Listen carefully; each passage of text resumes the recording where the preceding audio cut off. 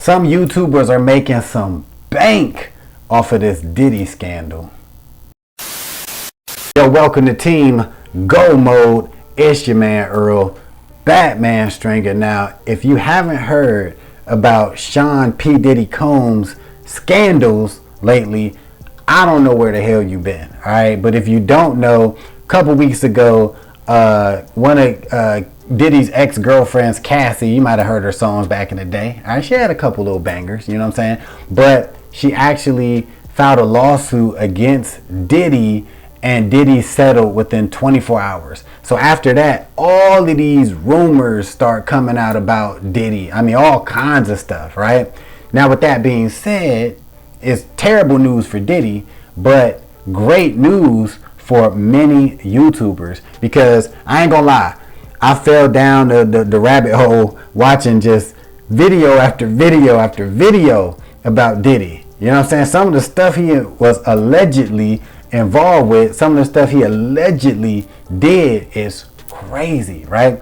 So I'm watching these videos, you know, damn near for hours, right? And then of course, because if you watch a few videos, the YouTube algorithm gives you more videos of the same shit, right? So I just start, you know, just seeing more and more videos from different creators. Now I'm looking at the views on some of these videos, and I'm talking about thousands. These videos getting 50,000 views, 100,000 views, 15,000 views, 80,000 views.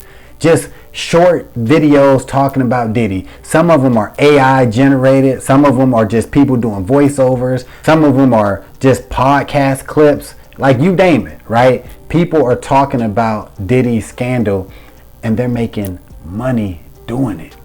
I mean, let me tell you something. People who are already monetized, right, who are talking about this Diddy scandal, they're really making money, right? You got some people, I'm sure, that wasn't even monetized yet, right? And because of the Diddy scandal, they got monetized and now are making money just talking about what's going on with him. I mean, this scandal is actually going to put people in a position to walk away from their jobs. And to be honest with you, I do think this is going to last a while, right? Because it seems like every day something new is coming out about Diddy. So if you are a YouTuber talking about this, oh, you're going to be good for a good year. You're going to have some content for a while. But this is just another example of the power of YouTube and how you can make money from this platform. And a lesson to be learned is, no matter what your niche is, right?